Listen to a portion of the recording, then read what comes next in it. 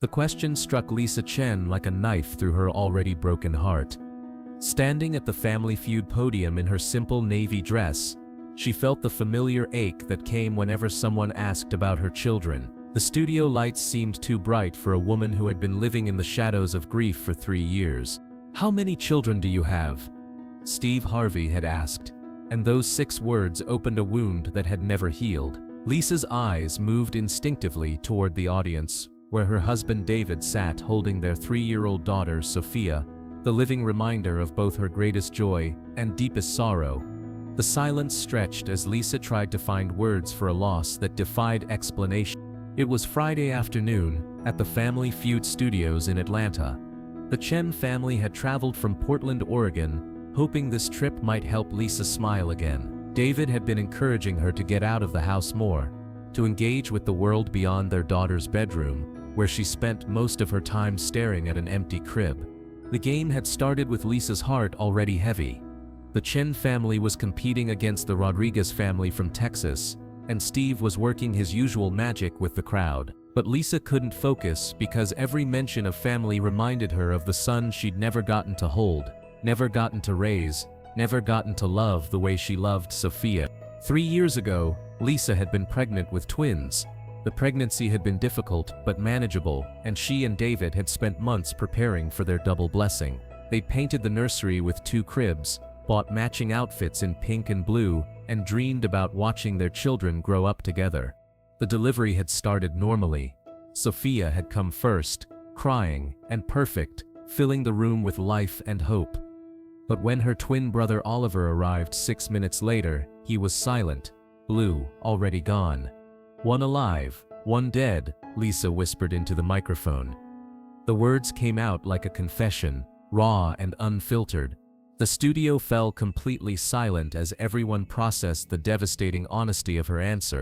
Steve's face immediately changed as he realized the depth of pain behind her words. This wasn't just about having children. This was about loving 2 babies and losing one before ever getting to know him. The cameras captured every emotion crossing Lisa's face as she struggled with a grief that had consumed her life. "Tell me about them," Steve said gently, stepping closer to Lisa. His voice carried the weight of someone who understood that some losses required acknowledgement rather than comfort. The audience leaned forward, sensing they were about to hear something profound and heartbreaking. "Sophia is 3, Lisa said, looking toward her daughter in the audience. "She's beautiful, smart, funny. She asks about her brother every day." Her voice was full of love when she spoke about her living child, but shadows of sadness remained. "And Oliver," Lisa paused, her voice breaking. "Oliver was born sleeping. He was perfect, just like Sophia, same face, same little hands. But he never took a breath." The pain in her words was evident to everyone in the studio. Steve waited patiently as Lisa gathered the strength to continue with a story that had been breaking her heart for 3 years. The cameras stayed focused on her face, capturing every emotion. "I hold Sophia and I see him," Lisa continued, tears flowing freely. "Every time I look at her, I see what he would have looked like, how he would have smiled, how he would have played. She's growing up, and he's staying frozen in time. I feel guilty for loving her because it reminds me I can't love him." The statement hit everyone in the studio like a physical blow. Here was a mother torn between grief for one child and guilt about loving another. Steve Harvey made a decision that would define this moment forever. He looked toward the audience where David was holding Sophia, then back at Lisa. "Where is Oliver now?" he asked, though he already knew the answer would be painful. "In the cemetery," Lisa replied. "Next to my grandmother. I visit him every day, talk to him, tell him about his sister." She paused, struggling with the next part. "Sophia comes with me sometimes. She leaves toys for him." The image of a 3-year-old leaving toys for her dead twin brother was almost too heartbreaking for the audience to bear. Several people were openly crying as they imagined this family's daily reality of living between life and death. "How do you explain Oliver to Sophia?" Steve asked. It was a question that cut to the heart of Lisa's daily struggle. how to honor a dead child while raising a living one. She knows she had a brother who went to heaven before she could meet him, Lisa said. She talks to him in her prayers, draws pictures for him. Sometimes she asks why he couldn't stay with us. I don't know what to tell her. The helplessness in Lisa's voice was devastating. She was trying to navigate grief while being a mother, and both roles felt impossible some days. Behind the scenes, producers were unsure how to handle this unprecedented emotional revelation. This had gone far beyond typical game show territory into something much more complex and painful. But Steve Harvey recognized that some moments required witnessing rather than entertaining. Lisa, Steve said, his voice carrying the weight of profound understanding. How many children do you have? He was asking the same question again, but this time with purpose and meaning. I don't know how to answer that, Lisa admitted. People ask if I have kids, and I say yes, one daughter. But I feel like I'm betraying Oliver when I don't mention him. The moral complexity of her situation was staggering. How do you count a child who never lived? You have 2 children, Steve said firmly. One is with you, and one is waiting for you. Both are your babies.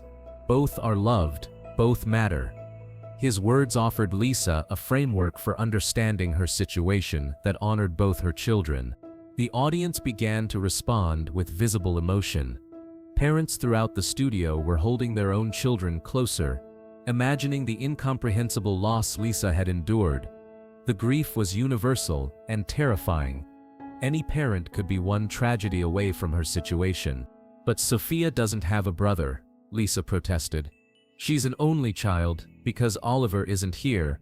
How can I say I have 2 children when I can only hold one? The practical reality of loss was colliding with the emotional truth of love. Sophia has a brother, Steve replied. He's just in a different place. And you have 2 children, one you're raising and one you're remembering. The distinction was beautiful and heartbreaking, offering a way to honor both children without diminishing either. What happened next would become one of the most powerful moments in television history. Steve called for Sophia to be brought on stage. David carefully carried their daughter up, and she looked around with the wide-eyed curiosity of a 3-year-old. Sophia, Steve said, kneeling down to her level. Tell me about your brother. The question was simple, but the answer would be profound. Lisa watched nervously, unsure how her daughter would respond. Oliver lives in heaven, Sophia said matter-of-factly. Mommy says he watches me play. I miss him even though I never met him.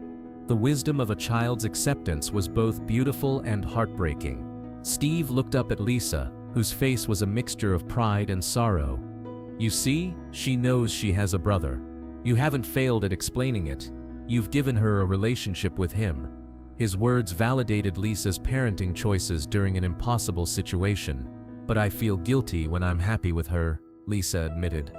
Like I'm betraying Oliver by moving on, by enjoying life when he can't. The survivor's guilt was eating away at her ability to fully love and enjoy her living child. Oliver would want his sister to be happy, Steve said gently. He would want his mama to smile. Grief and joy can exist in the same heart. One doesn't cancel out the other. His wisdom offered Lisa permission to feel complex emotions without judgment.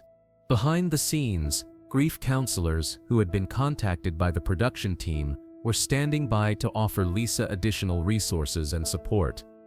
This wasn't just television anymore, it was therapy, community support and healing happening simultaneously.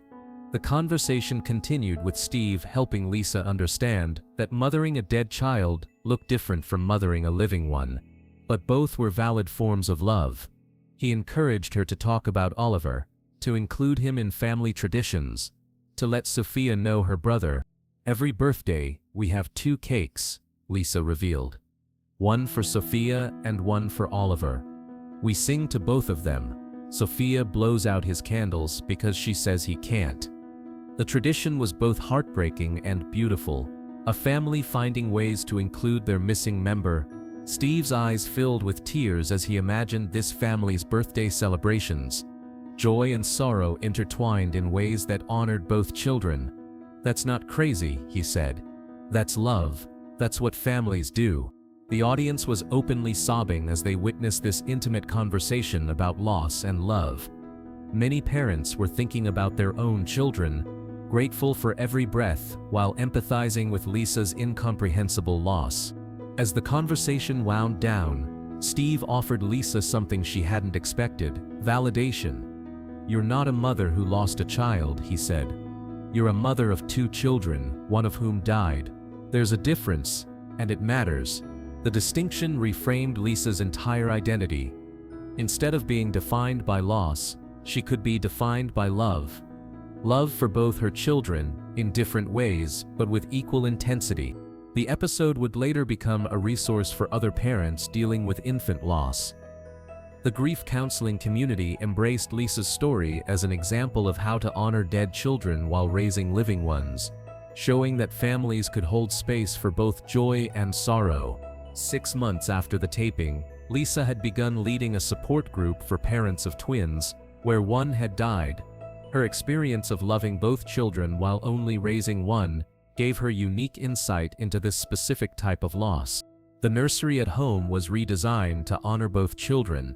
Sophia's side was bright and full of toys, while Oliver's side was peaceful with his pictures, a candle, and the teddy bear that had been buried with him. Both children had space in their home. Lisa's relationship with David improved as she learned to share her grief instead of carrying it alone. They began attending couples counseling to navigate the different ways they processed Oliver's death, and learned to support each other while parenting Sophia. The annual birthday celebrations became elaborate affairs that honored both children. Friends and family learned to acknowledge Oliver alongside Sophia, creating a community that supported the family's way of including their missing child in their lives. Lisa began writing letters to Oliver, documenting Sophia's milestones and their family's life. These letters became a way to maintain their relationship and process her grief, while creating a record of how much he was loved and missed. The guilt about enjoying life with Sophia gradually lessened as Lisa learned that happiness didn't mean forgetting Oliver. Joy and grief could coexist, and loving one child fully didn't diminish love for the other. Balance became possible. Today, Lisa works as a bereavement doula, helping other families navigate infant loss and the complex emotions that follow. Her experience with twin loss is rare but valuable, offering specific support for families facing similar situations. Sophia, now 6, talks about Oliver naturally and easily. She includes him in her prayers, saves him seats at movies, and tells people she has a brother in heaven. Her acceptance has helped Lisa heal and find peace with their family's unique dynamic. The empty crib was eventually donated to a family in need, but Oliver's memory remains strong in their home. His pictures are displayed alongside Sophia's, and his story is told openly. Death didn't erase him from their family, it just changed his role. Because some children live in our arms, and some live in our hearts, but all live in our love. Lisa Chen thought she had to choose between mourning one child and celebrating another. But she learned that love isn't finite. It multiplies to hold whatever we need it to hold. The miracle that happened on that Friday afternoon in Atlanta reminds us that families come in all shapes and sizes, including those with missing members. Lisa's story proved that it's possible to mother children we can't hold and love babies we'll never raise, and that doing so doesn't diminish the love we give to the children who are with us. The months following the Family Feud episode brought unexpected changes to Lisa's daily routine. The support group she joined for parents of multiples who had lost babies provided her with a community she never knew existed. Meeting other mothers who understood the specific grief of loving twins while raising one helped Lisa feel less isolated in her experience. The therapy sessions became a safe space to explore the complex emotions of simultaneous joy and sorrow. Lisa learned that it was normal to feel guilty about being happy, normal to grieve for milestones Oliver would never reach, and normal to wonder what their family would have looked like with both children. Steve Harvey's personal follow-up call came at a particularly difficult time. It was the twins' 4th birthday, and Lisa was struggling with the annual reminder of what was missing. His words reminded her that celebrating Sophia didn't mean forgetting Oliver, and that marking Oliver's birthday didn't mean diminishing Sophia's joy. The extended family relationships required careful navigation, as relatives learned how to acknowledge Oliver appropriately. Some family members wanted to avoid mentioning him to prevent causing pain, while others brought him up constantly. Lisa had to teach them that moderate acknowledgement was healing rather than harmful. Sophia's questions about Oliver became more sophisticated as she grew older. She wanted to know why he died, whether he was lonely in heaven, and if she would see him again someday. Lisa learned to answer honestly while providing age-appropriate explanations that satisfied Sophia's curiosity without overwhelming her. The pregnancy memories became less painful over time, as Lisa learned to separate the joy of carrying both babies from the tragedy of losing one. She began to speak positively about being pregnant with twins, remembering the excitement and anticipation without it being overshadowed entirely by grief. The decision to try for another baby was complicated by fears and hopes in equal measure. Lisa worried about having another loss, about how it would affect Sophia, and about whether loving a new baby might somehow diminish her love for Oliver. Counseling helped her work through these concerns. When Lisa became pregnant again 2 years later, the entire experience was colored by her previous loss. Every doctor's appointment brought anxiety, every milestone was met with cautious celebration, and every movement or lack of movement triggered memories of the pregnancy with the twins. The birth of their second living child, a son named Michael, brought joy mixed with complicated emotions.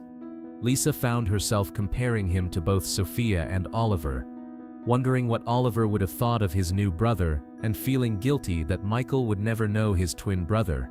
Sophia's role as a big sister was beautiful but complex.